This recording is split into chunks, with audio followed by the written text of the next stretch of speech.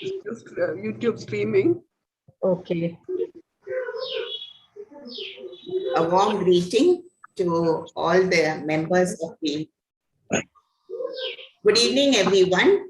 A very warm greeting to all the AIWC members who have joined us on this platform, as also our special guests, invited guests who have joined us today, which is the 10th lecture of our Literary and Cultural Forum. The AIWC Trivandrum branch has been hosting every month a lecture by an eminent personality on the first Thursday of each month. And we have found that this has been very well lauded and appreciated by all the members. So today we have I wouldn't say a guest, but the host of the AIWC with us, and that is our very dear auntie, Miss Indira Ramakrishna Pillai, who does not usually join us on this platform, but today she made it a point to come and be with us. So thank you so much, Indranti, for joining us and being here. Even though you may not be able to talk directly to us, Usha, her daughter, has been able to videotape what she has said. And and I'm sure all of you on this platform must be waiting eagerly to hear our veteran of the AIWC talk to us and tell us how she is and how she has been following all our programs. So, Indrandi, we are waiting to hear you talk. And Usha, please play the video. Yeah, I'll just share the screen. Just give me a minute. Yeah.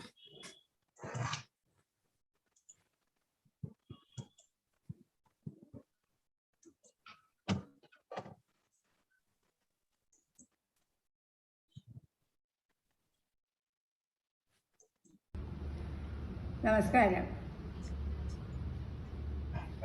Today we are having a 10th webinar under the Literary Cultural Forum. It is on a special topic by a special person.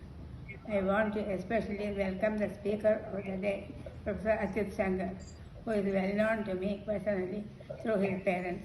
His mother, Komala, is my friend and was my co-worker in Sri Viraha Mahila Samiti.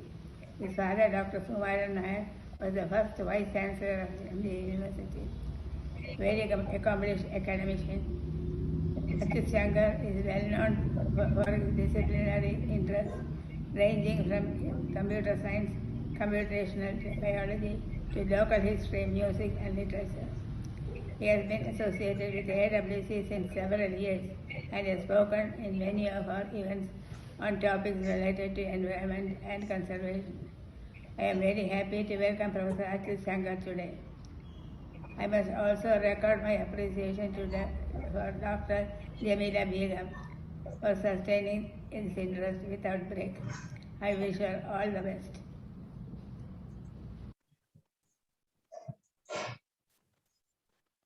Thank you, Mr. Andy, for those warm words of welcome. Dr. Achyut Shankar, you are really honored to have Indira Aunty welcome you to this platform. Before we proceed further, those of you who have joined us on this platform naturally know Dr. Achyut Shankar, as he is a very popular speaker, orator, writer, and of course a faculty member of the University of Kerala. But for those of you who do not know him, I would like to introduce Dr. Achyut Shankar to you today. Let me first of all tell you that we shared the same university for a long time until I retired, and many forums and meetings that we met together, where he was a very prominent presence, I should say. Many of his ideas, his thoughts were conducive to the development of the university. And today he continues as the professor of he heads the Department of Computational Biology and Bioinformatics. I must say that is quite a mouthful. Bioinformatics and computational biology. It's a strange and a unique combination of two disciplines, and Dr. Achyut Chankar blends in himself this unique combination of, I would say, an engineer, a computer scientist, a musician, a writer, and so many other facets to his personality. One of the things that has most impressed me about Dr. Achyut Chankar is that in spite of his wide reading and his wide scholarship, the humility and the respect he gives to others. This is something that not many people and many persons today really show. And I must say that is something that I really admire in Dr. Achyut Chankar. He is also the recipient of many awards, like the Young Scientist Award in 1991, the Engineering Teachers National Award in 1994, the National Teachers Award in Indian National Science Academy in 2013, Wakam Maulavi Foundation Award for Excellence in Social Service in 2014, the P.T. Bhaskar Panikar Award in 2019, and so the list goes. And I'm sure many more awards will come seeking him because he is, I would say, a unique combination of a multifaceted personality who has shown a deep interest in so many different faculties. He has a PhD, not only in engineering, but he has also a PhD in music. So these are two different disciplines we rarely see going together. But here is someone who has been able to web them together and to make the knowledge that he has derived from engineering, from computer science, and from music into evolved something that is his own. And as a writer, he has also published many papers on these topics. He has many research articles. He has a number of books to his credit. He has 15 books in English and Malayalam, and a novel that he has also written, which is called Tarippu, which is about a village and the village life.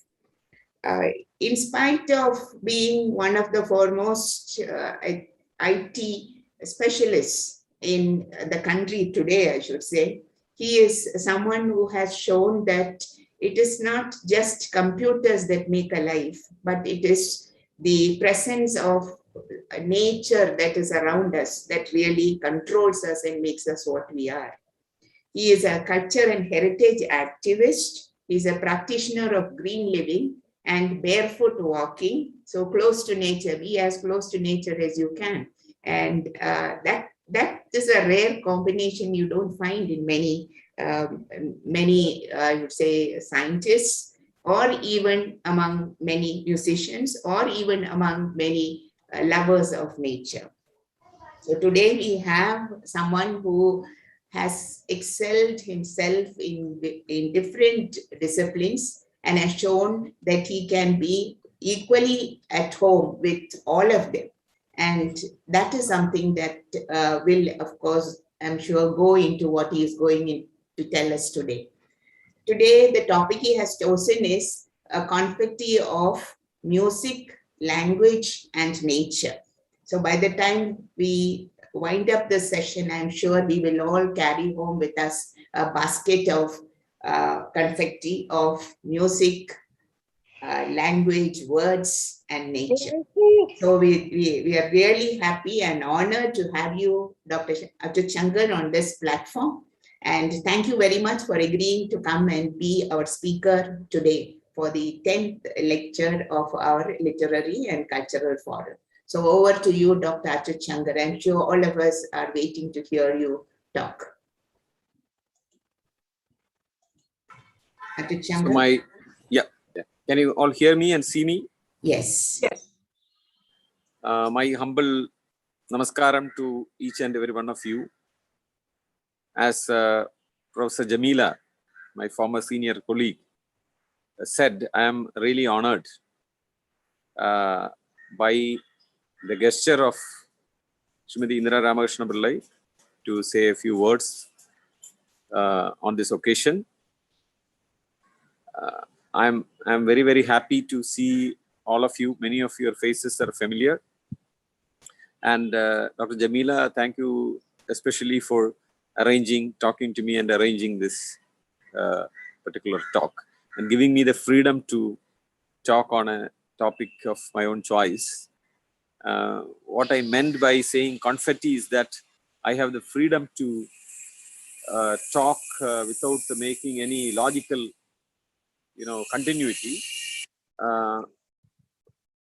I just would like to share some of my thoughts as it exists today on these three things, on music, language, and nature, because I seem to be, for the moment, during the lockdown, I have got engrossed in trying to see and understand and study a lot about music and language. And the nature, of course, is all around us always and gels with all that, all of these. I would first of all like to say that if you go to a small a class of small kids and ask who knows to sing, most of these kids would say yes. They would raise their hand, they would cry together and say yes, me too.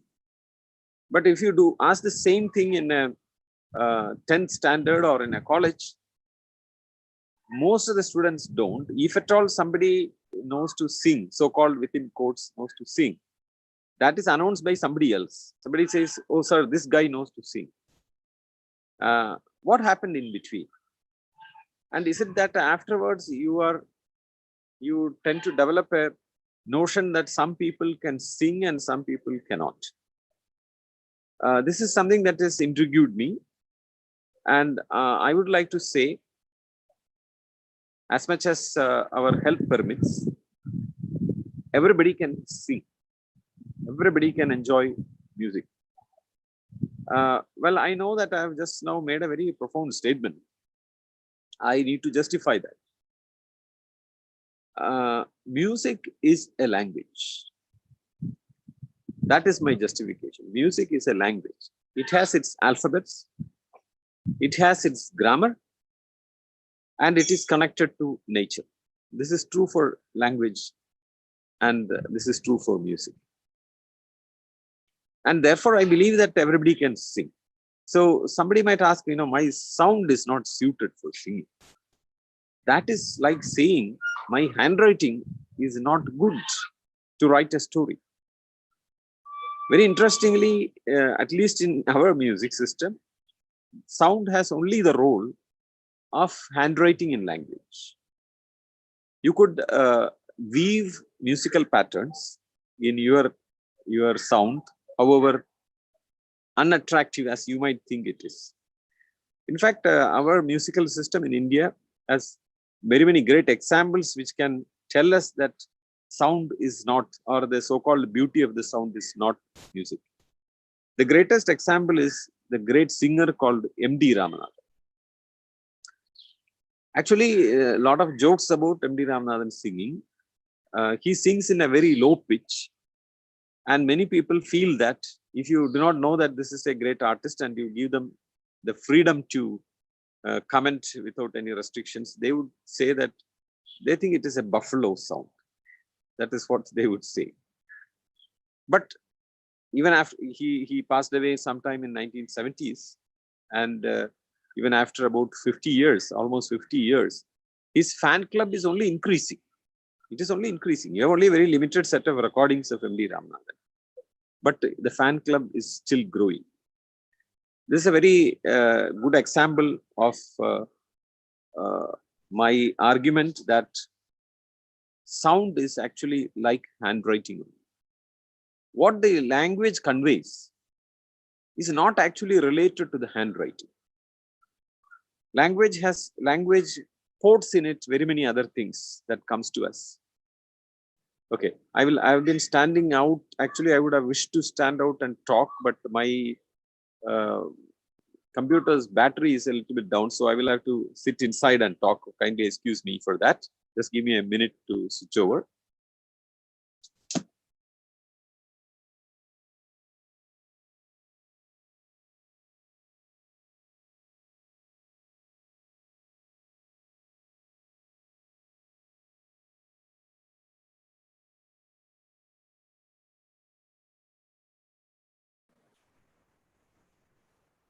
Okay, can you all see me and hear me now?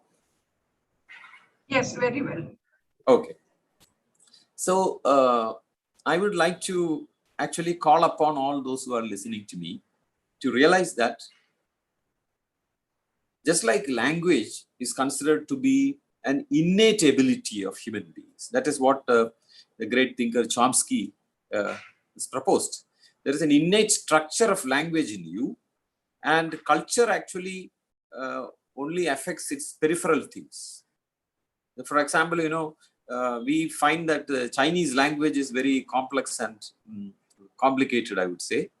And but the moment a baby is born in Kerala or in Tamil Nadu, let it not happen. But suppose you imagine that this baby is taken to China and it grows up there, it speaks Chinese. It is not complicated for it. And then the child, when it grows up, might say that Malayalam is very complicated. So that is because the innate structure can receive any culture, any language in which, cultural setting in which that baby grows up, it will capture this cultural elements of it and put it on the top of the same innate structure that every human being has and will develop. Now, if you accept this theory, then and when you accept that music is a language, then it also means that if you are immersed in a musical culture, you pick up music.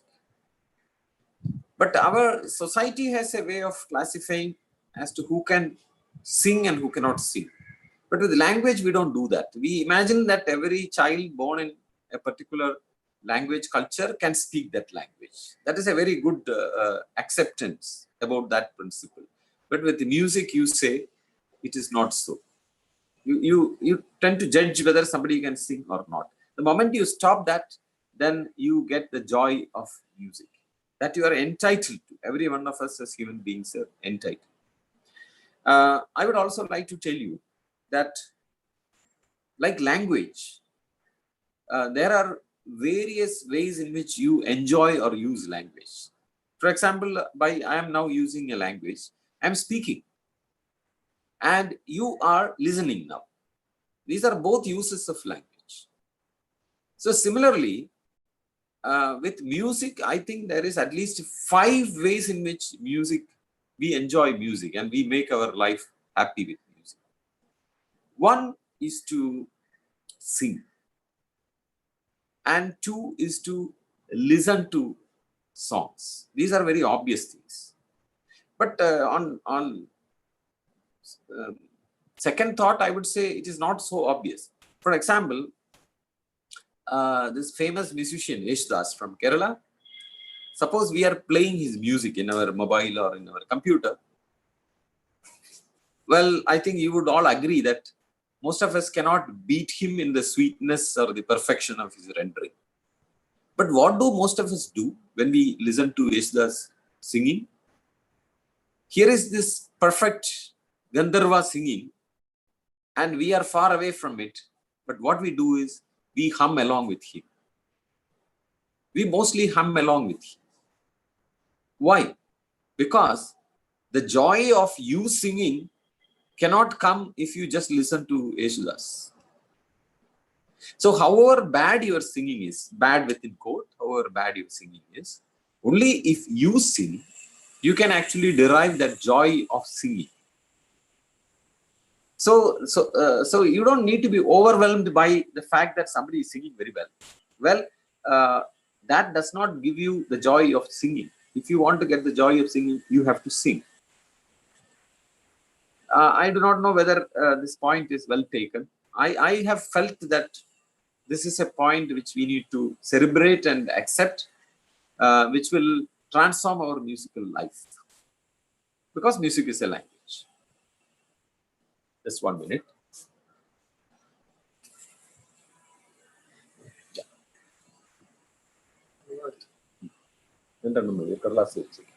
I'm sorry for the interruption. So another thing is, there is also, like language, you could say, you cannot sit in a corner and be talking to yourself and, enjoy a conversation. So you need somebody to listen to you. The conversation, the joy of a conversation is when you speak and somebody is listening, and then they speak and you listen. So with music as well, you have a similar thing. There is a joy of singing and making somebody listen to that singing. There is a very different joy from just singing. The purest joy of singing, actually for most of us, if you are not professional singers, it comes in the bathrooms. I think we have this phrase that we call people as bathroom singers.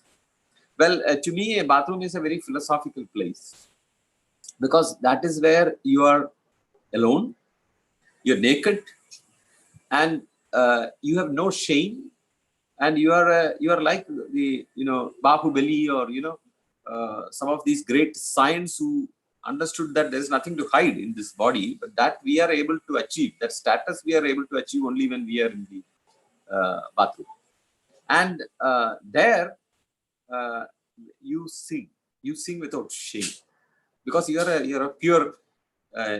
You are in your purest form. That is what I have felt. So you also have very different from that. You also have this joy of you singing and making others listen. Well, for this, I would agree that you need a certain amount of social acceptance about your quality of singing, because that is a way that society has made a norm for music, which should not have been, because you develop in singing by actually this feedback that you get when you sing and people appreciate, then your confidence level increases, your music becomes better. But if you classify somebody as your singing is not good, then it will never come up. When I learned music, very famous violin maestro, Sri B. Shashikumar sir, he told me something very important. He said, you practice a song 1,000 times. That is equivalent to 1 time of singing on a stage. This is what he told me. You can practice it 1,000 times at your home. So that is because this feedback of you singing and people listening and nodding their head, is this not true about language also? You tend to be a speaker, you make great speeches. If you ask all of them, it also comes from the great acceptance about their music. For that, you need to have a stage. So everybody needs to have a stage. Now that takes us to yet another point. But you may not have the confidence to, or all of us may not have the confidence to sing. So I would like to tell you, there is yet another joy, that is singing together. I think most of us know this joy in our school days. I don't know which song you sang in your school days. Jamila teacher, is it Agalanda Mandava Mani Churi? ഞങ്ങള് കോൺവെന്റിലായിരുന്നോണ്ട് it was Jesus standard shepherd എന്ന് പറഞ്ഞിട്ട് അതുപോലെ father we thank you എന്നൊക്കെ പറഞ്ഞ morning songs ഉണ്ടായിരുന്നു. Okay. But whatever that song is, that it brings goosebumps because you remember that day when everybody is together, and it is a great leveler. If one person is not singing well, that doesn't really matter. Their sound does not stand out, and they are supported by the other sounds. This is a very great concept. I will take a small diversion. We are coming close to the Teachers' Day. I would like to narrate a very small thing about a school of the meaning of togetherness. The former minister, Mr. Mullakara Ratnagaran, told me once that he went to a school in Japan, and in that school they have a very special system of assessment. If one student fails in a class, then all the students are failed. If one student fails, all students are failed. So he asked the school headmaster, what is this system? What is the meaning of this? I don't understand. He said, just watch. So when he watched when the school bell rang and the school dispersed, in one class, the students did not come out. They all ran to the last bench or the seat, and they were all standing around a kid, asking him what he doesn't know and what he doesn't understand and what are his issues, and they were trying to set that right. You know why? Because this is the weakest boy in the class, and if that boy doesn't pass, then all of them are going to fail. I think that is a great education. What education a school can do through a process rather than by a lecture or a class. Anyway, so singing together, I think, is a very great idea. Very great idea. You might remember that our music had a very important role to play in our national politics during the independence struggle. Many of these songs are the ones which put India together. Why talk about independence struggle? I would say, if you ask me, there are very famous works like how communists came to power in Kerala. If you ask me, I would say we haven't credited the fact that they came to power through music. The songs of KPAC are much more powerful than the study classes given about communists. There are small elements of the class struggle that is going on in all the beautiful songs written by ONV and Vailar. And I think they have played a role because they can be sung together. And when it sings together, it sings down and can create a great amount of brotherhood or togetherness, I would say, togetherness. So singing together is a great joy. All of us, irrespective of, even if we are not confident or people grade us as not a good singer, you sit together and sing. And I'm a person who has sung in temples and also in churches. So when I went to a church in Tamil Nadu about 2 years ago, and there was a festival, music festival, and I was asked to sing on Jesus Christ. So I sang, but after that I watched what was happening there. They had a choir. I think it is one of the most beautiful concepts that, and this choir had people of different ages, very aged people, very young people, and even kids who are not really of the age to stand in that choir. All of them are standing together, and suddenly they go into a sync and the music starts. So these are things which we shouldn't miss. So you will see that certain political organizations or movements, they're very effectively using it for their own ends, and not always for the general good. But one of the very beautiful things about our school is that school starts with singing together, and our national anthem is sung together. These are joys which we should exploit for our better living and making our society come together. So these joys need not be denied to anyone. Our notion of saying that somebody is capable of singing and somebody is not capable of singing, I think this is one message that I would like to give in this talk. This idea that singing is only for certain people must be, relooked at. It will do a lot of good for our society. And I would now like to also talk about during very recent times, my interest has fallen into the aspect of music in literature, specifically poems. I have realized that, human culture, there are many ways of recording relics of the culture. And one thing I observed is that in poems, traditionally in very modern times, we don't write poems according to meters because, it's an age when we want to break all traditions. So people say that what really matters is how do you uplift the soul of a reader of a poem, not really whether it is rhyming and whether it is rhythmic. Fine, I would have no problem with that. I accept that. But let me ask, what are these rhythms in poems? I think that they are cultural recording of the sound of human effort. They are actually fossils of the human activities.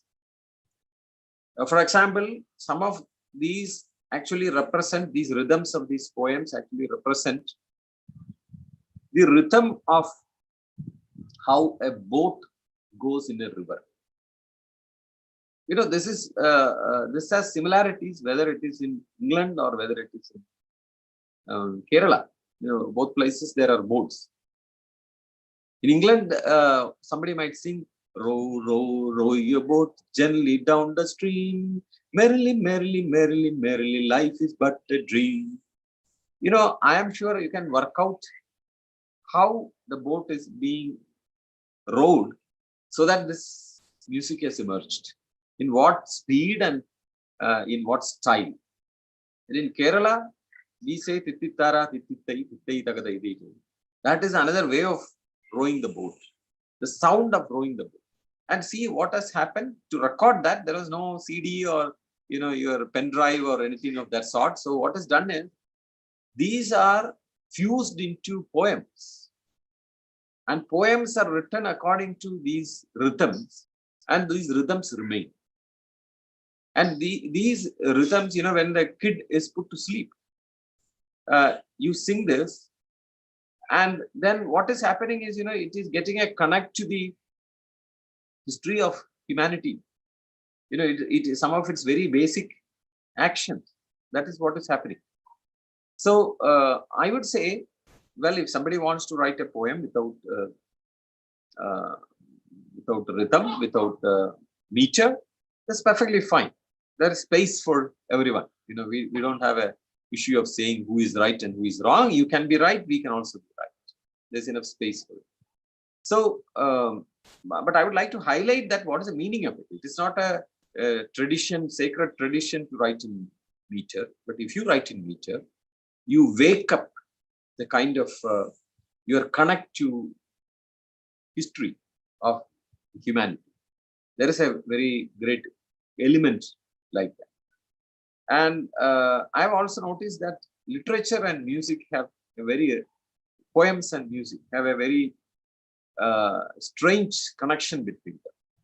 You can infuse music into poems. Actually, the Dravidian culture is like that. Dravidian culture, like Malayalam and Tamil, poems are not read, they are recited. That word has a particular meaning in South India. What it means is that you can put some music in it. That music is so carefully added. It is like a very subtle menu. You very carefully add it so that it doesn't overtake the poetic element. If it overtakes, what happens is, your mind, I think that the brain would switch to a very different mode, whereby it cannot attend to analyzing the poetry and enjoying it. Because the enjoyment of music is different from that of a poem. You read a poem and then, you have a sequence of ideas that come in it. And finally, there is a crescendo of ideas. And the poem is delivered. But music is not like that. Music delivers the moment you hear it. And therefore, your brain switches to a very different mode when you listen to music. You are enjoying it on the fly. But a poem need not be enjoyed on the fly. You read it and it develops a theme, and finally it delivers a punch. That is not applicable to music. Of course, music can also have a crescendo, but at every moment it delivers a punch, every moment. So the point I am trying to make is that if you put a lot of music into poems, then the enjoyment of the literary value of the poem is actually compromised. And that is why when there are poets who say, this guy is being very popular because, he's singing with in beautiful manner, but actually the poem is not of great value. There is nothing wrong that you have a good poem and it is sung well. But even for such a poem, if you sing it well, the moment you hear that, your brain is more working on analyzing its music than enjoying its music, than enjoying its literary value. This is an observation that I have. And actually, in South Indian poetry, when people recite poems, I have analyzed that the music infused is such that you have a maximum of about 4 notes in a recital of a poem in Malayalam, not more than 4 notes. And there are no complicated or very intricate musical patterns. I can give an example. You can sing Kake Kake Kudavide, or Twinkle Twinkle Little Star, with minimal music. That music kind of is like a seasoning to the poem. But if it crosses limit, you see what happens. With minimal music, it sounds like this. If there is no music, it sounds like this. Kake Kake Udavide Vava Kutinagattata. That has no music in it, because if you look at the notes, it's the same note repeating. But we don't sing like that. We say Kake Kake Kudavide, or Twinkle Twinkle Little Star. You are actually jumping 2 notes, 3 notes, sometimes touch 3 notes. But more than that, poem is lost. Kake Kake Kudavide Kutinagatoru Kundo. No, that there your brain switches to a different mode and starts enjoying its music rather than what is written there. Anyway, there is nothing to think of in that poem. That is a poem for a kid, but this is applicable for any poem. You have a very serious theme that is being delivered by the poem. You add fuse more music into it, which is lost.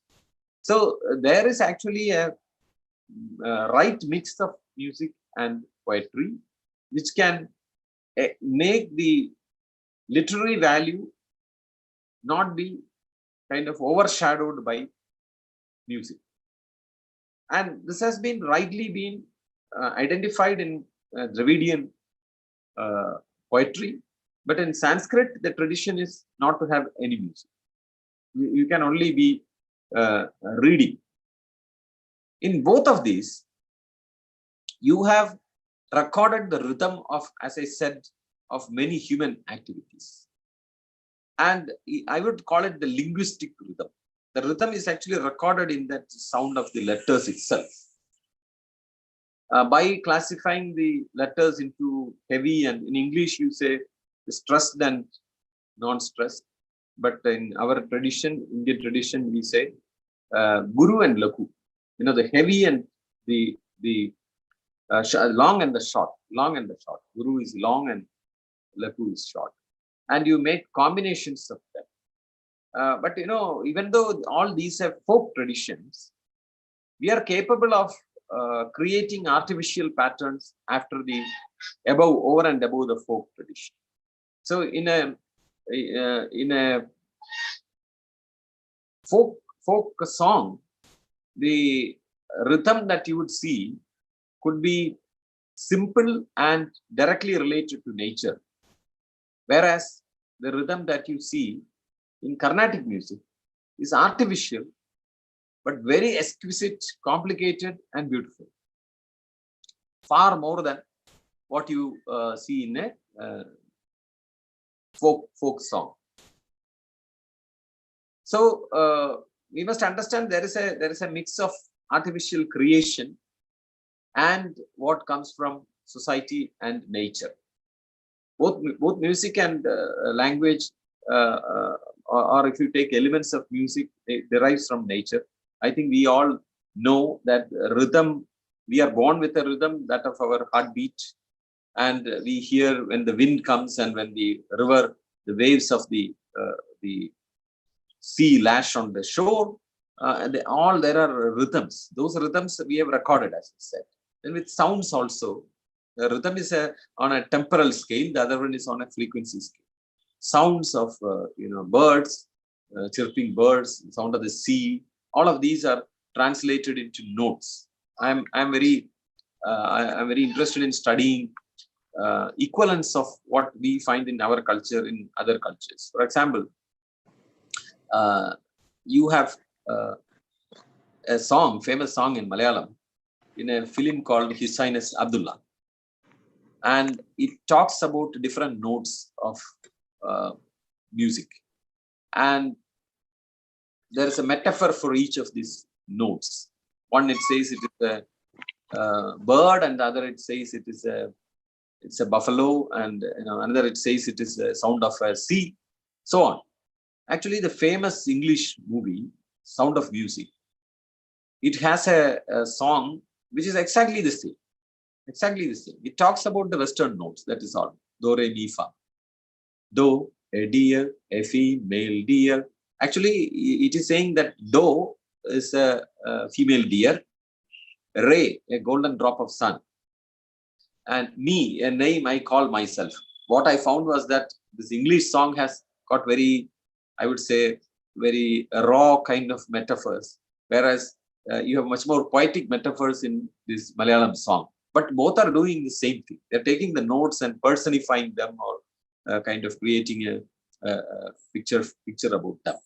So this is again a comparison between just like comparison between languages, a comparison between music. Also, you find that they are related. They have an innate structure. That is why these things happen. With the language also, I think you know that we have a theory that all these languages, all languages in the world had a common root, a proto language from which everything evolved, and music also is same. The West and East, their notes have, I would say, 95% the basic notes are similar. Many patterns are similar. Many approaches are similar. But then, like a language, like food, there are variations, subtle variations which actually create their identity.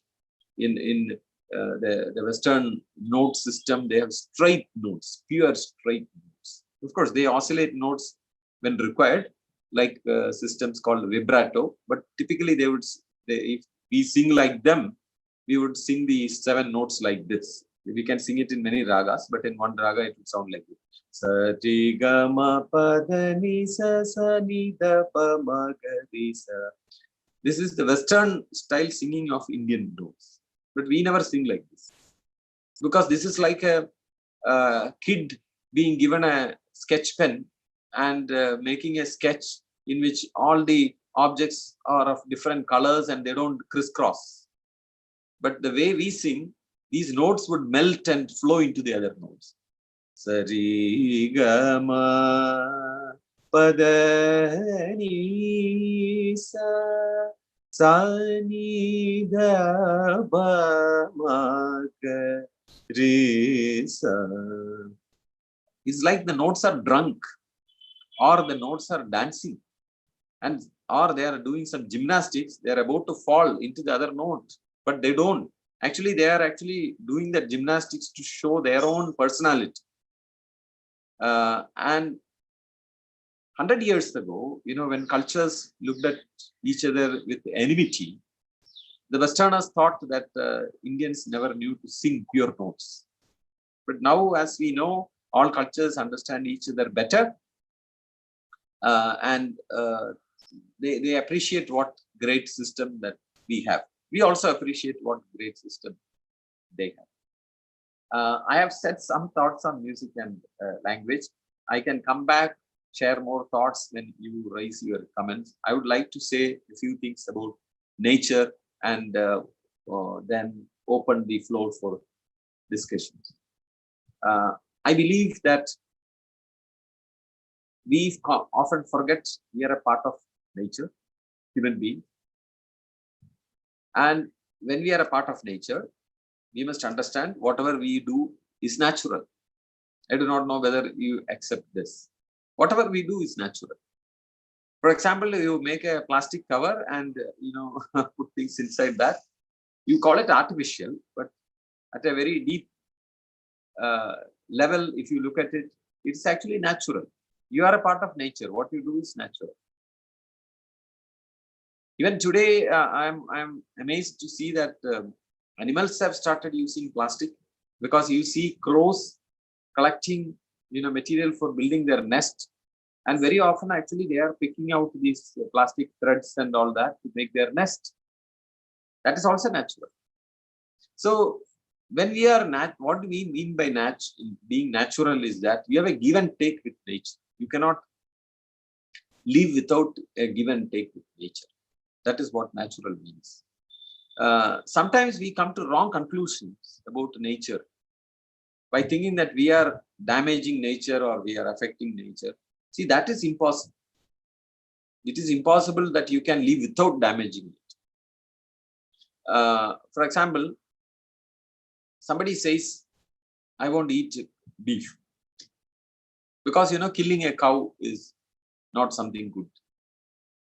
then you'll have to ask, can you kill a goat? How do you justify that? Well, then that person might say, if he's not in a mood of argument, he would say, okay, then I won't eat goat also. What about fish? Then he might say, okay, I won't eat fish also. Then he would say, okay, I will be a pure vegetarian. Then you can ask, what about plants? Who said you can eat plants? You can cut the plant and eat it. It's also a living being.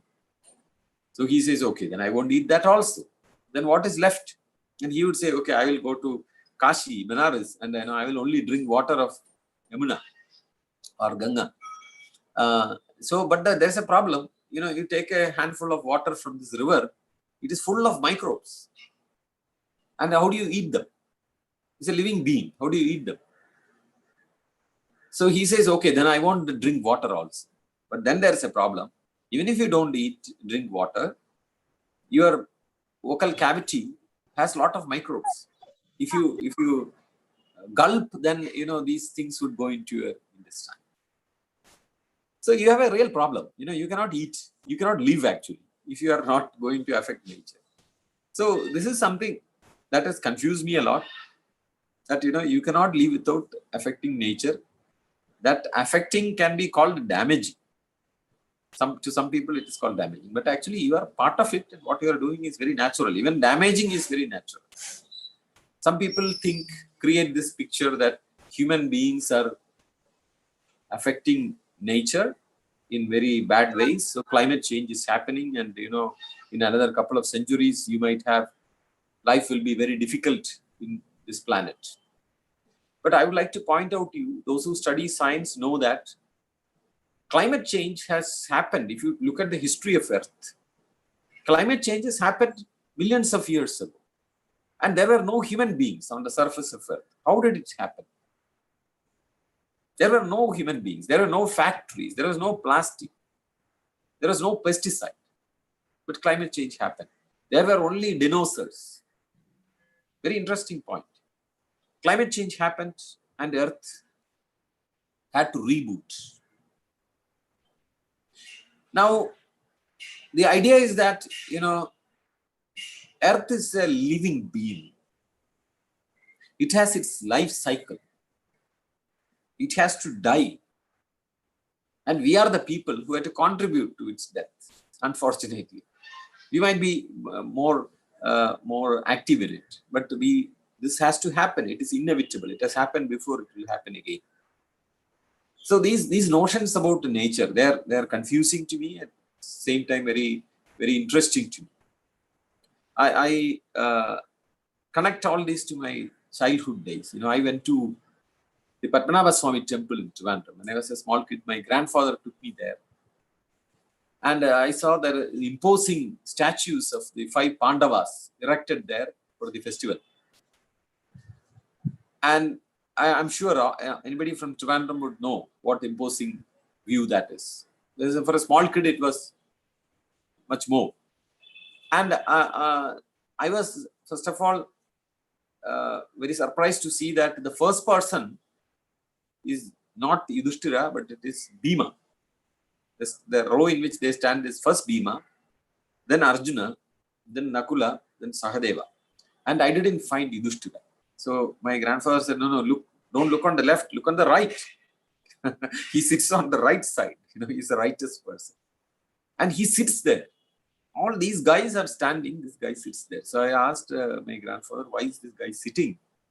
He said, he's so righteous. If he stands, then he would stand on, small, in modern terminology, I would say microorganisms.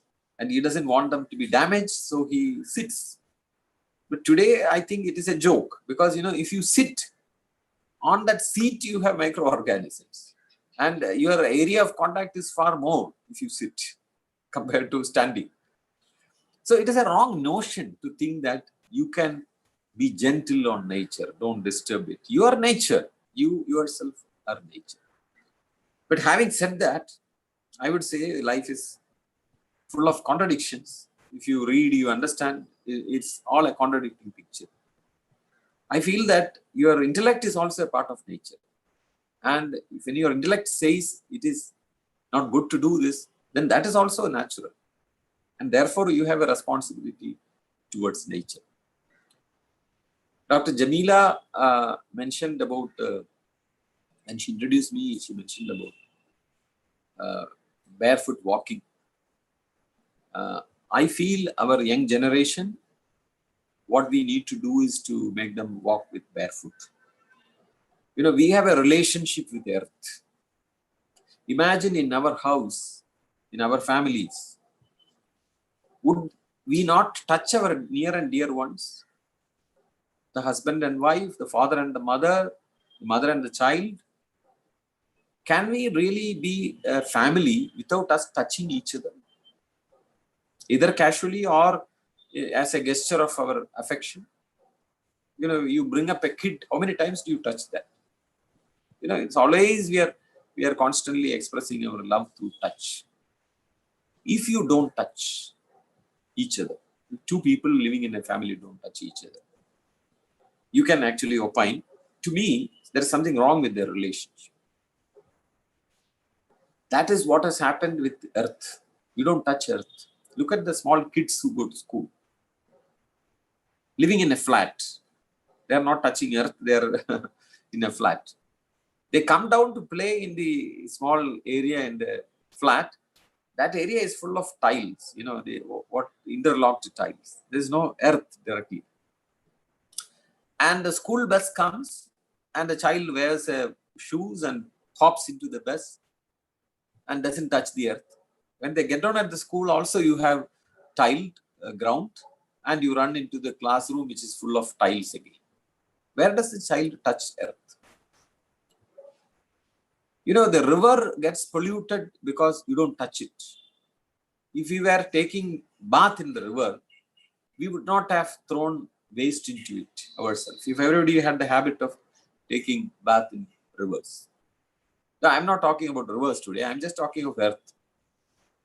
I think it is very, very important that we walk without footwear and establish. That is the only way to be nice to nature. You walk. Again, I quote Sri Mulakara Ratnagaran. He said, you know, if you wear a footwear, even your behavior changes. He has many jokes about footwear. He says footwear is supposed to protect your foot, but we end up protecting the footwear. Imagine you going to a temple, you are putting your footwear outside and going inside. You are more worried about the footwear than the issue that you want to represent to the omnipresent. If you wear a footwear, the slippers and in your house, and you suddenly find a cockroach crossing your way, what would you do? We don't want cockroaches in our home. We very easily crush it with our slippers. Would you do that if you did not have a slipper? With your bare foot, would you kill a cockroach? My feeling is most of us won't even think of it.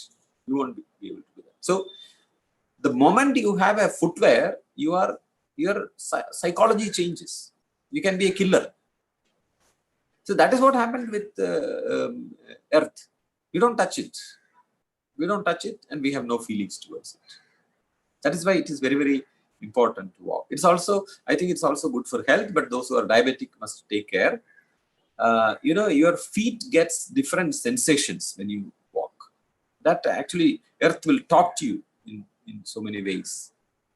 And temperature is different, you know, the kind of pressure that your feet gets. You all know that the feet has a lot of nerve endings and it gets massaged. So these are all very, very simple things that we could do.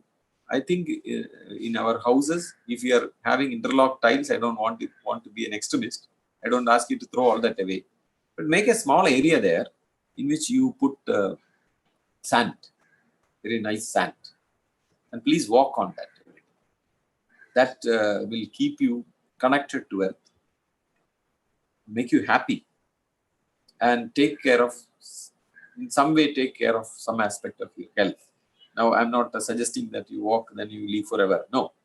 We're all designed, like the earth, we're all designed to finish off automatically. That has to happen. It's a part of, that is what makes life beautiful.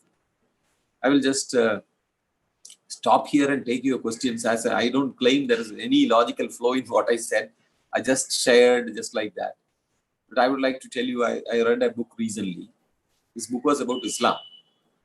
It's written by a very famous scholar, a Pakistani scholar, written many, many years ago. So I found a very interesting, he has written about in question answers. He has asked a question. Why is that there is a prophet? This is a question he has asked. Why not God communicate directly with everyone? Why do you want a person to be in between and then you talk to that person? And this question dawned on me and he had given an answer, very impressive answer. I would like to generally ask you, our longing for an equal society. I think most of us would be, at least in principle, would want our society to be equal. But just imagine what an equal society would be. An equal society would be where everybody would have, in an ideal sense, everybody should be of the same height. They should all look alike, because otherwise you cannot be equal, because somebody will be more beautiful and somebody will be less beautiful. You have to be all be of the same height, all be of the same color, which is very good, because if you look at the history of human beings fighting with each other, I see the common denominator is color. So if everybody is same color, I am very, very appreciative. Same color, all with same abilities, all with same health, everything is same. Do you know what would happen?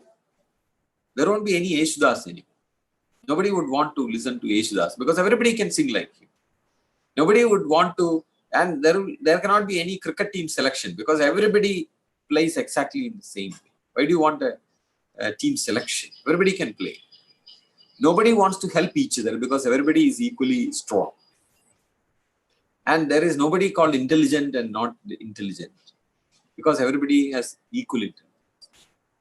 What would that world be?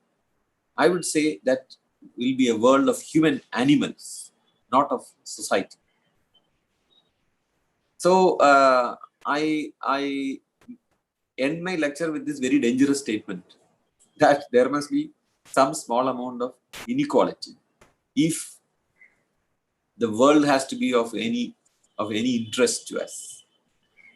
God actually wanted us to feel both the joy and sorrow, and the only way that and only if there is sorrow there can be joy. It is like light and day and night. We respect, in India we have Surya Namaskaram, but you don't have a Vayu Namaskaram. Actually, if Suryan is not coming up for 2 days, I think we can manage. But if Vayu is not there for 2 minutes, we are gone. But we don't pray to Vayu. You know why? Because Suryan reminds us every day that it is very important. Because in 12 hours, it just switches off and makes you feel the importance of it. But Vayu does not switch off. And therefore, we do not know why. We don't value it. We only I remember when I first went to take a dip in the river with my uncle, he was a very, very bad guy. He just pushed me down and would not let me come up. And suddenly, I felt what Vayu was, what air was. So if there is no negativity, then you must know there is no positivity either. So God is, of course, a very, very clever guy. And you can't expect that he has a design for you. It's a very grand design. And this inequality is a part of it. Now, don't take me to be a person who is trying to support the very terrible social systems that we had in our country. Not at all. I'm like all of you, I'm very warm to modernity. But this is on a philosophical ground I'm talking. So I would see that we constantly need to strive for equality, but in certain important parameters. But I don't think we will be equal, because if we are going to be equal, we will be just animals. Anyway, there is no sign of any of those things happening. Inequality is possibly still maintaining in different ways. It is still maintaining.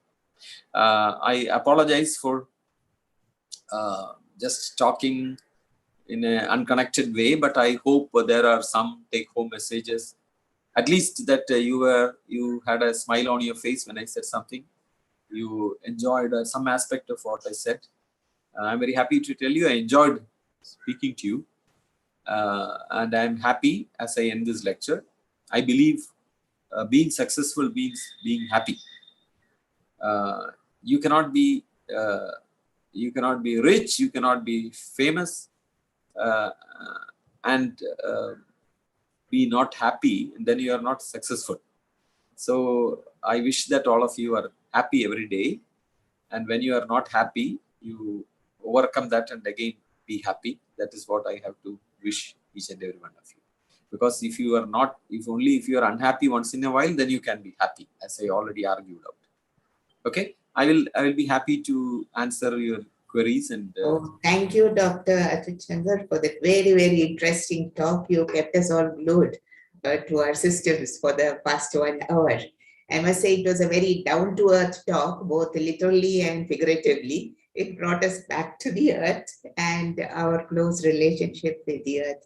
I was really fascinated about the quote that you were saying of Khalil Gibran, I think, when you're talking about the Prophet, because he talks about how different kinds of people and the variety as the spice of life. If you don't have variety, there is no spice to life.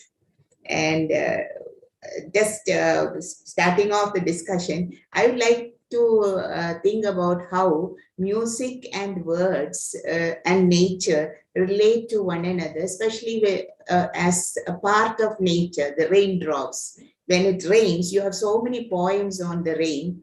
You also have a lot of music that relate to the rains, and rain as a part of nature. How will you see it in terms of the music that you love? I would say nature is what inspires us in every creative sphere, and music, poetry are no different. You know, I'm thinking, you know, you look at these new generation families living in flats. There are no trees and plants around, no ground and no greenery around. But if you look close, you will find that, you know, even their bed sheet is full of pictures of plants, leaves and flowers. Their dress and the bed itself, you know, the carving that is made in this thing, you see that it is full of flowers. You have to at least have a picturization of nature if you really want to be happy. There is no doubt about it. Thank you. And this is true for music. And yeah, I'll open up the floor for discussion. So anyone would like to ask questions, please do unmute yourself and ask. And in the chat box, we have a lot of comments saying how wonderful the program was and how interesting it was, and different perspectives, very engrossing, extremely good presentation. And someone has just asked a question. Vasandi said, it's a comment actually. Inequality is the part of nature. In Sanskrit, we have a saying that Prithvi Vichitrada. Anything to comment on that? Yeah, I haven't heard of that quote. Well, I can only be more vocal on what I said again. Okay. You know, from a very small window, if you look at life, then you make certain observations. But if you open up that window into a very large one, for example, you know, you are talking about who is ruling India, which party is ruling India, which party is ruling Kerala. We have confined ourselves to this 5-year kind of windows of looking at the country, its future, the future of earth and all that. So if you open with your mind, if you open this window and try to look at it in a very holistic, very, I would say a very big canvas, then other truths emerge. You are actually seeing only part of the truth when you are confining your windows. So this quote also limited perspective. Yeah, limited perspective. So you have to use your intellect to open up and ask, and then, you know, the Vedanta principle also comes up. It is actually Vedanta principle would be put in very small, simple terms. It says nothing has any meaning. Nothing really matters. Nothing really matters because all this is a meaningless drama. The God punishing us is something very, very confusing. Why should God punish us? If After creating us, yeah. If he can keep track of all that we are doing and actually classify it into good and bad and then punish us, why doesn't in the first place he make us do only right things? Yeah, a lot of questions for which we don't have answers. Yes. Yeah. Bhuneshwari has a comment here saying that the Japanese example is really worth emulating. And why don't we introduce such systems in our own country, in our state? Oh, makes me come into a smaller window and talk. I think that our schools and colleges, especially colleges, have much more serious problems to address. I would like to tell you, in Kerala society, because of the very strong political forces that affect our views, we close our eyes to some very bad things that happen. I think that our campuses are great examples of undemocratic spaces where people who say that they are protecting the democratic rights of institutions are actually killing them, and students are held hostages. So I would say we are not ready to look at the Japanese example. Can we actually just remove this very great amount of dirt from our campuses? If your kid goes into a Kerala campus, they are in for a very, very undemocratic kind of a regimented kind of a system in two ways. One is that you have what is called a party campus, some single organization rules. Another is you have a management which is working like a military, surveillance, and students have to walk in a line and all that. I would only like to say my focus is on that. I'm currently in the process of writing a book I've almost completed on campus politics, which I have titled "Don't Be Silent, but Don't Be Violent." And this is a much more serious issue. On the schools, I would say, by and large, our school system is better than our college system. It has taken a lot of changes. It has tried a lot of experiments. It is by and large better, especially the government school system. That is my quick feeling. I think Bhuneshwari wants to comment on that. No. I was just feeling that maybe the competition that we have between the students are that's the point you were saying. Yes, I agree. It's very unhealthy. So that sort of support, of course, the support doesn't come. It is only competition completely. And it's quite unhealthy. That sort of a system should be improvised, at least. I completely agree. But the psyche of people is so well set. For example, in the Kerala University, the new regulations say there is no ranking. There is no ranking. Students are classified into bands. A plus A. The idea is that once you are classified into a band, then you don't compare students in that band. But what we do is the students go and ask, I have got so much of grade points, so give me a rank certificate.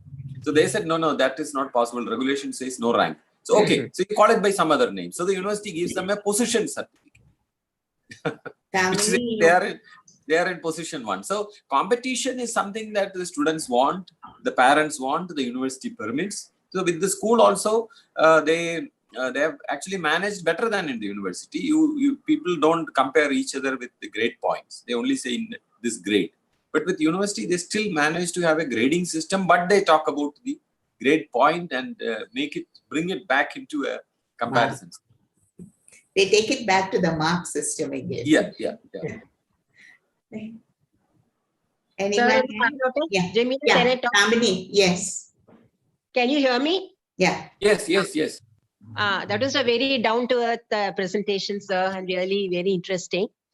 I agree with you that all of us cannot sing like Yeshdas or M.D. Ramanathan. But we tend not to attempt to sing because you cannot sing ragas, etc. But as you say, we can all sing in groups. So Even when you make a mistake, you know that your friend nearby is not making any mistake and you feel happy about it. Yeah. And you like to sing that songs with the other students. So really, music is part of our life. Music is mixed with nature. You see the water meandering, and then there is a rhythm there. Maybe you feel there's a raga there. So definitely we are part of the nature. And I agree with you when you say that we have to take care of nature. It's our duty to protect the earth. That's very, very important. And let me tell you another example, sir. I was in the women's college, was working in the women's college, retired as principal also. Oh. And there you find that when the MSc semester session was introduced, they said you must have internal evaluation. Yeah. So we had the internal, I was there when the MSc was introduced. I was there when the BSc was introduced. I had retired by then. So then it's just a new experience for the teachers putting in the marks for internal evaluation. So even when the private colleges, you know what they will say? We have to give the students more marks because we cannot, management will not allow us we cannot sustain ourselves if our children fail. So when they are giving them their students 25 out of 25, I am part of a government college. I will only give the marks according to what the student deserves. So there you find that students of the government colleges are at a disadvantage. So that may affect their score. That's what I'm saying. We're talking about scoring and all that, isn't it? Yeah. Actually, I can answer that. It's a very technical thing to answer. When I was a member of the Higher Education Council, there was a method proposed for this. You can give any marks you want. So in the private college, they give 23, 24, 25, and the government college, they give 16, 17, 18. Yes. Doesn't matter. You take these marks and do a normalization. You know, both of these marks would fall into the same distribution. Okay. So actually, they will have no advantage. So this is very mathematically very manageable situation. But unfortunately, nothing of that sort has been done. And the kind of discrimination that you mentioned actually prevails. In most of these private colleges, the full mark is given. And mark is actually a nemesis of our education system. Exactly. Our students are told continuously, you must learn and earn good marks. You know, this is being heard in your ears for a long time. So I have this metaphor for it. Why do you wear a helmet or why do you put a seatbelt? Frankly, actually putting a helmet and a seatbelt is actually to escape the police. That is the real thing. Because even I, you know, when I see a police van in front of me, I suddenly am reminded of the seatbelt. But how bad that is to relate the seatbelt to the police. Yes. Actually, the seatbelt and the helmet is to protect your head. Protect your head and protect yourself. So the mark is actually a reference to the knowledge earned. It is a knowledge that the student must earn. And the narrative in college campuses about marks and examinations, I don't know how it can be broken down. And teachers also contribute to it, you know. I remember how you did your best to push through that normalizing. You know, we were all on that board at that time. Yeah. But it didn't work, as you said. I did with engineering entrance reform. There's a committee in which I was a member. I actually succeeded in pushing it through for the engineering, so that students which come from different universities, their marks gets normalized. But with colleges, we couldn't do anything. We just kept on talking, but you know, as you know. But then sometimes even the rank went to them, you know, because of the less mark of the scored by our students, you know.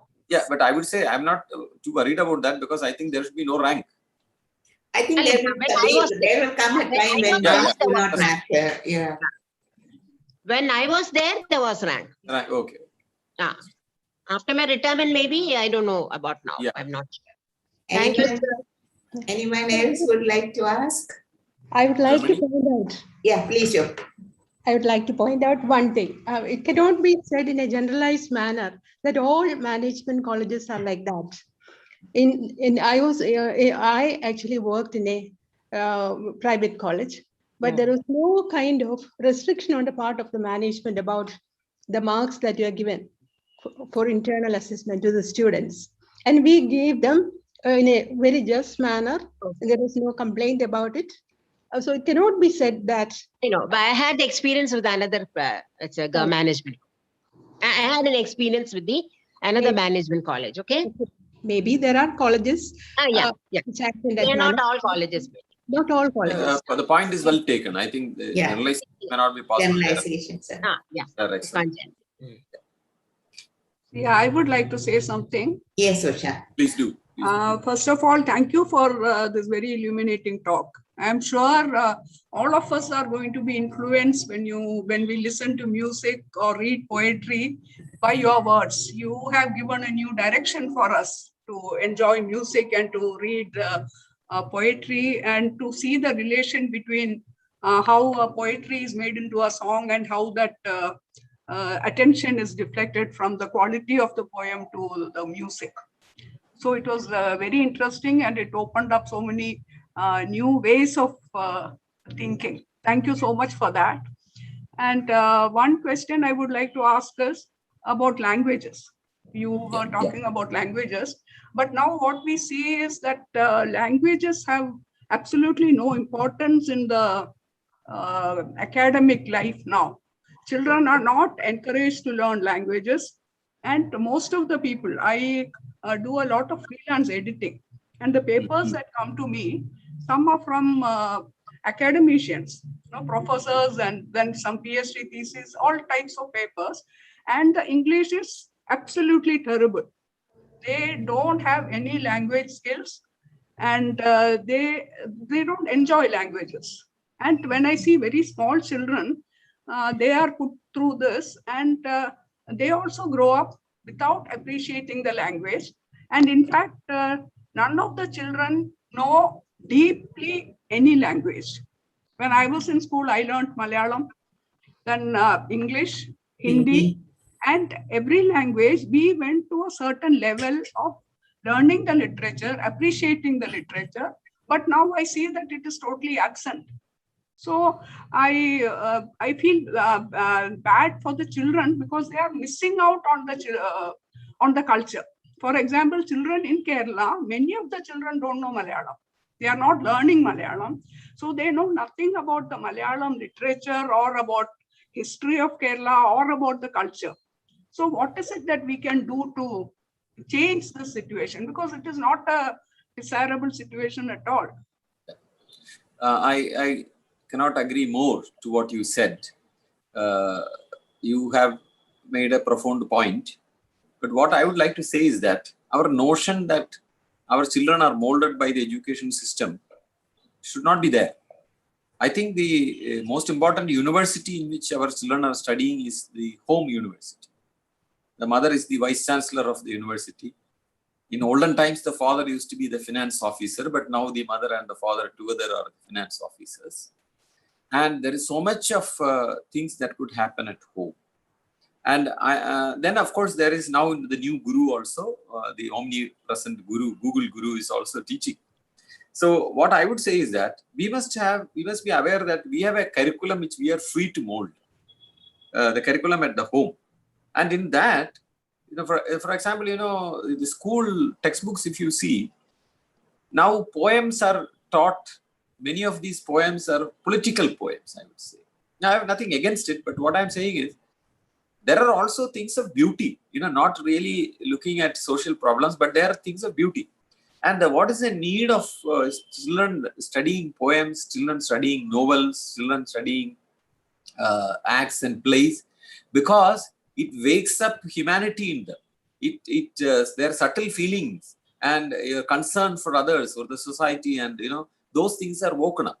But I find that in most of these big committees, people come and say, when syllabus, they talk about syllabus, they say, oh, why teach English? Why don't you teach spoken English? Why teach Shakespeare? Teach business communication. Now, I think these are very, very dirty kind of approaches to be taken, non-holistic approaches. If people don't learn language and literature, I think they will become robots. They are able to communicate, business communication, they are able to do, official communication, they are able to do. So the wisdom of, or collective wisdom of the past, that, a curriculum must have a part of language and literature. Sense of aesthetics, karunyam, karuna, and all are woken up by this learning of language. And you don't measure it by its utility by saying that who wants Shakespeare? How does Shakespeare matter? How does Kalidasa really matter? Dead and bone, how does it matter? But business communication matters, because in Technovar company, you get a job if you do business communication.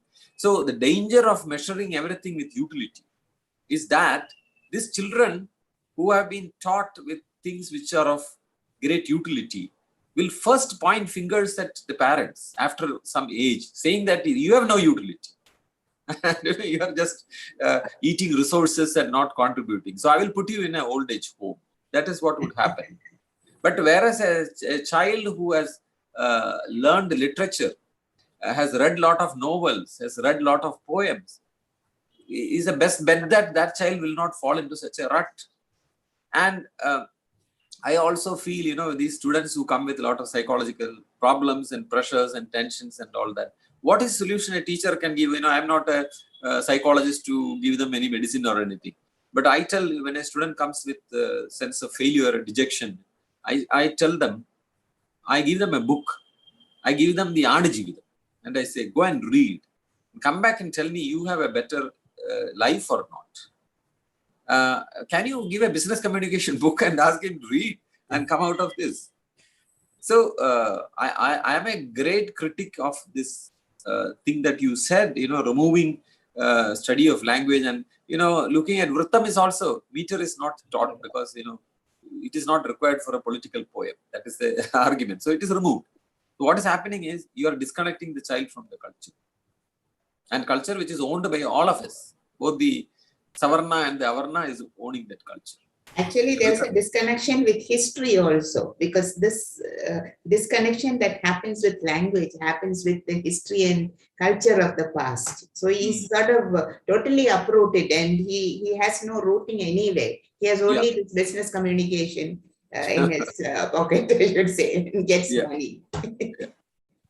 No, a related question I would ask is about libraries. When we were in school, library was very much part of our lives. We would go into the library and there was a competition to see who could finish all the books first, and who would get the first copy of a new book that has come out. But now you see that libraries are almost abandoned. Libraries are all closing down because there are no readers, no members. And we have such excellent libraries. And actually, sir, I heard you talk in the webinar by the Chittirathirunal Library, which is a very old library in Trivandrum, and it has got an excellent collection. And, archival collection also. I have seen there, they have newspapers which are 100 years old. They have old books and they have an excellent collection. But now, because of lack of patronage, they are not able to sustain. So what is it that we can do to change the situation, to bring the children back to the libraries? I would say, we need to have smaller targets for simple human beings like us. I think it is enough to bring the child back to reading, not to the library. Because the library is a system which we have no control. With the Sritrana library, I'm from Anju. I mentioned many times, you go in there, you don't have a environment to sit and relax and read. All dusty and, very great rush. Great congestion. And, you have to pull out a book and then take it home to read. And you don't feel like coming to a place like that. It is not a pleasant experience to walk in, unless, of course, like a person like me, I'm crazy. I actually like that smell and the dust of old books. But not everyone would be, especially the young generation. So my suggestion is that parents should stand in between the child and the reading, either from the library or from books. We have a responsibility, parents and grandparents, we have a responsibility of immersing the child into poems and stories and, from these books. And I have felt that, I'm now in the phase of bringing up my grandchild. Even that small child, which is 4 months old, even though she doesn't understand any poems, I think we must have already read 50 poems to her. Very small poems, like Ane Chelil Varachadare, Achanel Amme Lammukutti. There is a great rhythm in it. The child laughs and brings up a beautiful moment in our life as well. We need to constantly be playing this role of connecting them to books. Don't worry about Sri Sathyanarayana Library. Let us try, of course, whatever way we can to influence them to come up back to life. But perhaps, it is changing times. Then, these do not have role as we envisage. We have our nostalgic days of library days, but today maybe it is not so. So while we give it an attempt, the more important attempt is that the children do not miss this sweetness of reading. That we can, to a great extent, actually address in our homes. So that is why I said our home university is a very important thing. Let us recognize it and let us use it in whatever way that we can. And small collectives of kids also can be brought up. You have kids around after COVID, you can bring them together and read poems together, because sitting together and learning is very important. Because of COVID, we understand it very well now. Yeah. And can I ask you to tell us something more about green living? Okay. Maybe I will tell you something which you can act on. I believe that the connection to nature is so important that it affects our mental health and physical health. I've already mentioned about being down to earth. When that word is so beautiful, a simple, humble person is called down to earth. And that is what I also mentioned, barefoot walking. Barefoot walking person is down to earth. I will suggest you a small thing to do every day. If you don't worry about utility, some of the beautiful moments of life can be as simple as watching an elephant. You look out to the window and you see an elephant walking. What a beautiful moment it is. Suddenly, you look at it and for no reason, you are just happy. For there is no reason.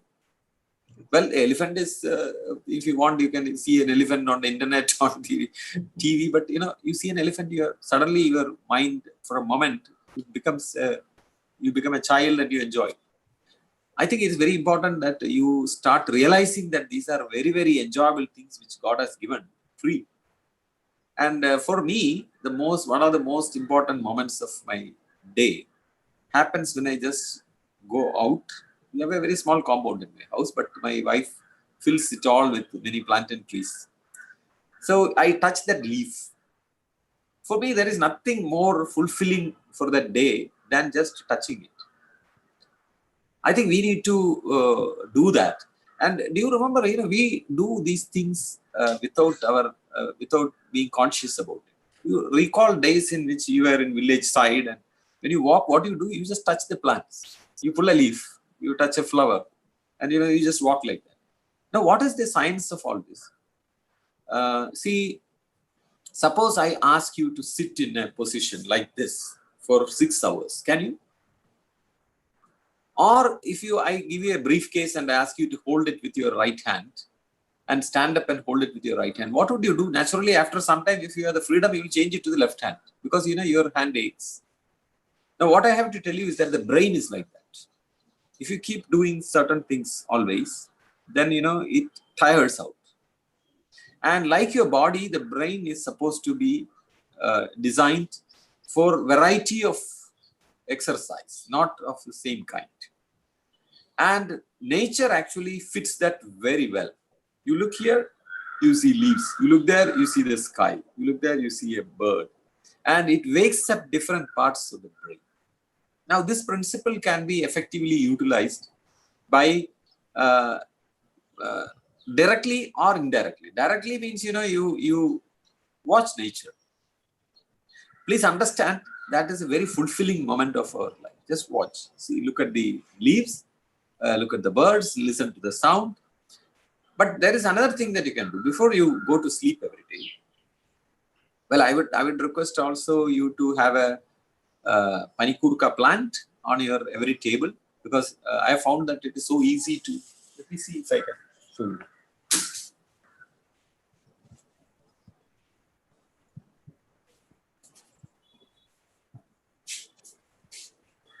Is that the money plant? No, panikurka. No. Panikurka. Okay. Panikurka. Panikul. So, the smell of this is, it's a mint. Actually, even if you just place it, the smell will come. It vaporizes and it comes. So, what is the meaning of it? There is no magic or any religious thing. The point is that a brain gets exercised differently. If you don't smell this, you have a variety of smells every day. For example, that of the coffee in the morning, that of the newspaper, that of ironed cloth. These are all smells that we get. That's not enough. So you add this, then the brain gets it's like a body doing a different yoga exercise. The brain gets a different exercise. So I learned that what you could do in the night is, you actually don't need that smell. You can think of it. Even that has an effect on the brain. If you think of the smell, it has an effect on the brain. So you lie down in the night just before sleeping, you think of different smells. You think of smell of the coffee. You think of smells you like. If it is chicken biryani, then it is chicken biryani. Of flowers, of mullapu, of the water from the well, or of a soap that you like, chandriga or hammam or whatever. Think of so many different kinds of smells. Then think of colors. Think of color of the sky when it is a very bright day, when it is about to rain. Think of the color of the river, of the sea, of the different kinds of leaves, flowers. Then think of touches. Think of touching the skin of a mango tree. Think of touching a tomato. Think of touching a, I don't know what the English is, Kanatingara. The Kanatingara where there is a lot of pile. You think of touching it. Think of touching water in the well, very cold water in the well. Think of touching sand. Think of touching a stone. Think of touching an ironed torth. You can think of so many different touches. Even if you are not touching, your body is your body remembers these touches. So it will create different waking up of the brain in different parts. Then you can think of different sounds. Think of the sound of the sea. Think of the sound of the birds. Think of the sound. Also think of very simple sounds like adukalaile patram thamil muttunnu, tavi ingane tattunnu. You can think of very many, or the cow, or the sound of the goat, or the birds, many things.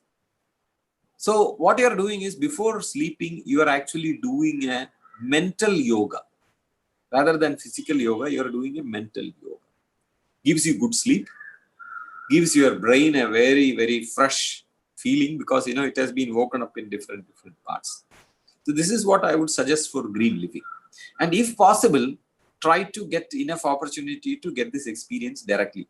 This plant, you can, what I found is, you put it in a bottle like this with some water and keep it on your table.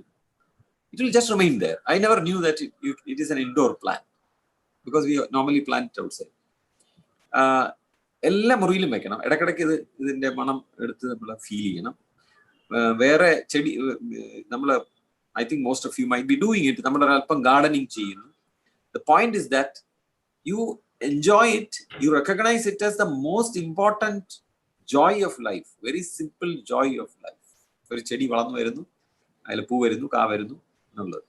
So that is what I would like to say. And plus, try to walk barefoot. Try to do things which we have abandoned for a very long time. One simple example I would say, today is coconut day, I think.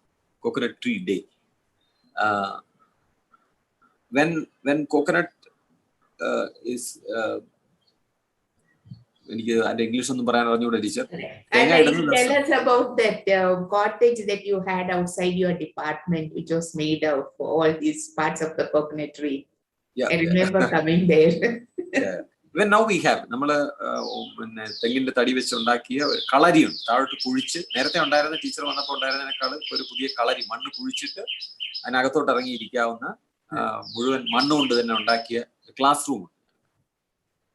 അപ്പോ തെങ്ങ് ഓല ഇടുമ്പോഴ്, pardon me for talking in Malayalam for a moment, ഓല ഇടുമ്പോൾ പണ്ടാണെങ്കിൽ ഈ ചൂലുണ്ടാക്കുമായിരുന്നു. But now what you do is you go and buy a plastic chool. Very dirty step to do. Yes. പക്ഷെ what you miss is not only that ഈ ചൂല് miss ചെയ്യുന്നു എന്ന് മാത്രമല്ല, നമ്മുടെ തെങ്ങിന്റെ പോലെയുടെ ചൂല്, you actually miss lot of your massage on your nerves.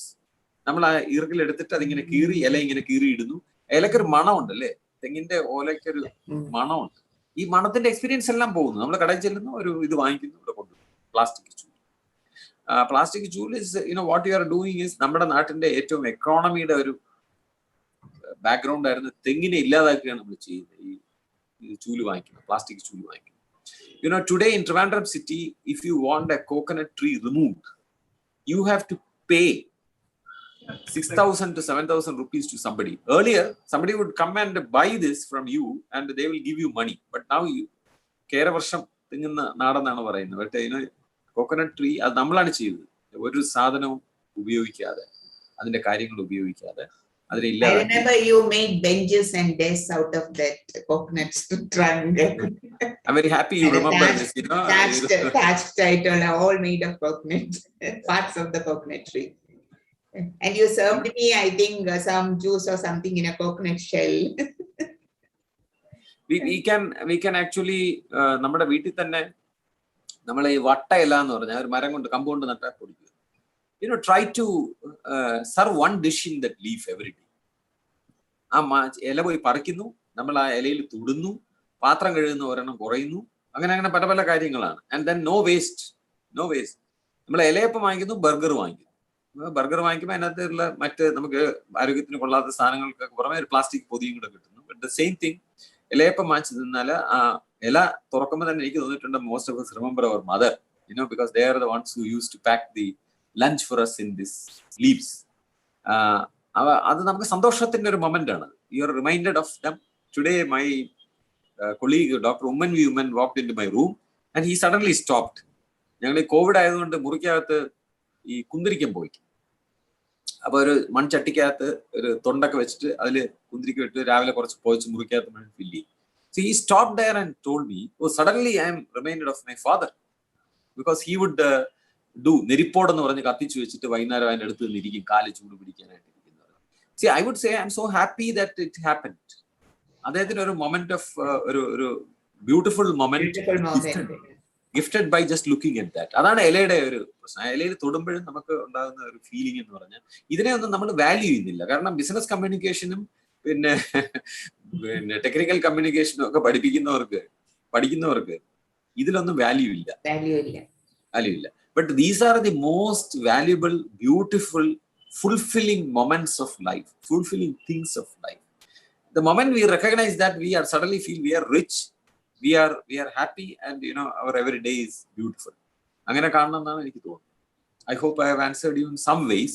Yes. Actually, I have a presentation on green living and all. അത് ഞാൻ വളരെ വിശദമായ ഒരുപാട് കാര്യങ്ങളും ഒക്കെ പറയുന്നുണ്ട്. അത് ഞാൻ ഇന്ന് അങ്ങനെ ടച്ച് ചെയ്തില്ല, ജസ്റ്റ് പറഞ്ഞെന്നുള്ളതേ ഉള്ളൂ. There are many other small things we need to do for green living. Very, very small things in our life. അത് നമ്മൾ ചെയ്യുകയാണെങ്കിൽ ഈ പറഞ്ഞ പോലെ അത് ഫുൾഫില്ലിംഗ് ആണ്. ഇറ്റ്സ് നോട്ട് പ്ലാസ്റ്റിക് എടുത്ത് മാറ്റിയിട്ട് നമ്മൾ അതിന് പകരം പ്രകൃതിക്ക് ദോഷം വരുത്തിയില്ല എന്നുള്ളതല്ല. Actually you make your life more fulfilling and beautiful. That is the point. Thank you. That was a very, very inspiring talk. And I think all of us who listen to you would be thinking over and over again about what you have said and get joy out of it. And maybe from today or tomorrow onwards, we will be out in the garden touching leaves and feeling happy. Thank you so much for spending such a lot of time with us. And we hope that you will come again on this platform sometime later to talk to us on green living, perhaps. Yes, somebody has already put in the chat box. We hope that we can have one more session on green living. Green living, yes. After some time, maybe after some time. I'll be happy. So thank you so much, Dr. Chanda. It was a pleasure listening to you again. I'm very happy to see Nirmala James already having a beautiful moment in life. What more do you want? This is the most expression of thanks. Yeah, you couldn't be happier than this.